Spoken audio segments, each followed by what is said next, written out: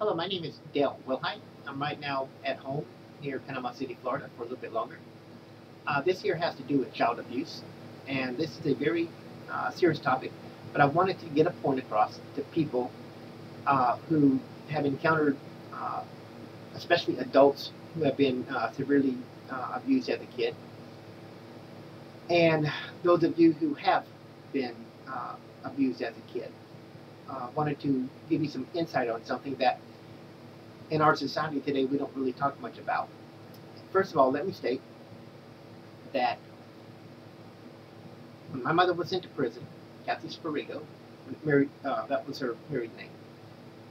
We got my two brothers and I in Las Vegas were taken to foster homes. That's where I started getting beat the first time, although it wasn't nothing really severe. But then when we were taken to Dow Air Force Base up at Vanguard, Maine, and this would have been in 1963, uh, my two brothers' father, Gus Sparigo, ended up living at first with and then marrying a woman by the name of Charlotte Sparigo. I don't know what her name was before that. Her married name was Sparigo.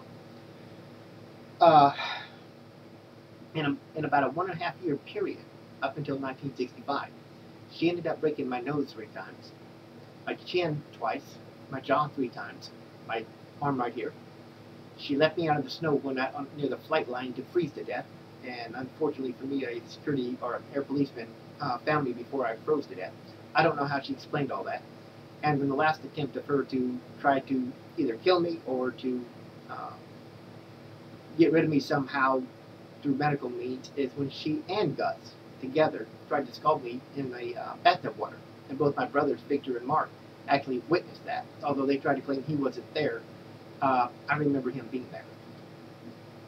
Uh, I don't know what her anger was. I think her anger was at the fact that my three brothers and I went to live with them when my mother got sent to prison, and she was angry about the fact that the three of us were there, which I can understand that anger.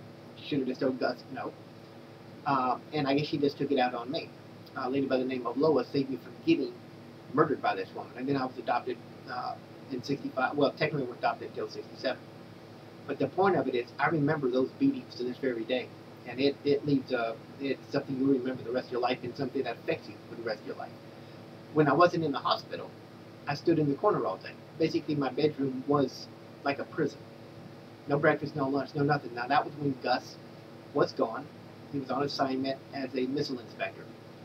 And he acted like he didn't know anything was going on until near the very end, which he just about killed me. But then again, he participated in this. He did, they say he divorced her because of what she did to me, but I remember him participating in the scalding of the hot bath water. I'll never forget that. That was the last attempt. And basically I kicked her. And at that time I would have been 5 years old. Started at 3, ended at 5. And then I got adopted out. My two brothers got sent back to Vegas with my mother, Kathy, who took my two brothers and I on a robbery of a motel room there in Vegas in 63. And I can remember the robbery of a motel room. There's no time to go into all that. I just wanted to try to get a point across here. One of the things I've noticed in the 1970s, this would have been in my teenage years, with the Phil Donahue types, is that they seem to believe that people like me would grow up to be abusers themselves. Well, I'm 50 years old. I've never abused anyone. I've never been arrested a day in my life. I've never hit a woman in my life. Never hit a child in my life. I've never done all the things that they claim. And then the Phil Donahue types would go on their little shows during the daytime and talk about the fact that, well, they'll become alcoholics, drug addicts. Well, I'm not an alcoholic and I'm not a drug addict. They'd become violent just in society, rob banks and things like that. Well, I didn't become that.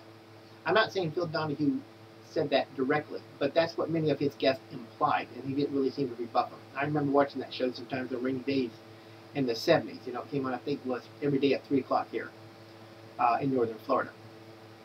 And it just always got to me that they would make this evaluation because as far as the message I got from them, well, there's no hope. Well, I still think everybody's responsible for their own action. Just like today we hold people who have committed vehicular homicide, because of DUI, or they're on some medication or something. We still hold them accountable now. Well, abused children also have to be held accountable. And if he had his way, people like me could have gone on and used the abuse that I went through as an excuse to abuse others. I didn't do that. upbringing had something to do with it. But I pretty much had a road to go my own way. I could have gone any way I wanted to go. Here's what I'm trying to get across here about kids who've been abused. They, better than anyone, know not to be abusive themselves. Why? Because we know what it feels like. And since we know what it feels like, we of all people know better. We know more than a person who abuses someone else but has never been abused themselves. They don't understand what's involved. They don't understand the pain, the physical and the psychological pain. That's what I'm trying to get across. Now, I think today, a lot of your, we live in a society now where a lot of your, I guess your psychologists, psychiatrists, whatever you call them, I don't know which one's which, but you know what each one stands for, really. But I would believe that most of them, even more on the liberal side, would agree that, you know, children who have been abused cannot be allowed to use that abuse to commit crimes as adults, or even as kids themselves, or like teenagers. You can't. They can't be allowed to do that. You have to be held accountable for your actions, no matter what you went through in the past. Just like me, I had a bad temper at the time I was 18 years old. It was going to get me in trouble. And it got me in some big fights. But I learned to overcome it. The way I overcame it was to do the first thing that it tells you in the Bible to do: forgive. So I forgave this woman and her husband for what they did to me. Before that, I thought about taking a shotgun, hunting them down, and killing them. Simple as that. I've had a few people say they wish I had, but no, they're wrong. Then I'm no better than they are. In fact, I'm worse than they are, because I've actually committed the act of murder, and I don't have that right. Simply put, it's like this. If I went before a judge, and another man goes before the judge, and we're both charged with abusing our girlfriends or wives. Let's say I'm married, and I'm up for slapping my wife and knocking her around. So's the other man. Now, the other man has never been abused in his life. He really doesn't know what it feels like. And he goes before the judge, and the judge says, okay, I'm going to give you a $500 fine and 30 days of community service. Or maybe he'll say, I'll give you 3 or 4 days in jail or whatever. Then I go up there, and my lawyer says, well, you know, Dell's been abused as a kid and stuff like that. You need to have leniency and compassion. Well, a good judge would probably stick me in the jail probably for 30 days, 60 days, 90 days, or depending on how bad, you know, it is, the crime that I committed. That's how bad the abuse was. Why?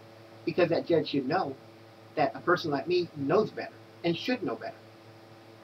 And that's one of the things I think that turned me off about liberalism in the 70s, was I didn't understand their thinking. I don't understand that. If you've been through something, you know how horrible something is, like abuse, then you ought to know better not to do it to others.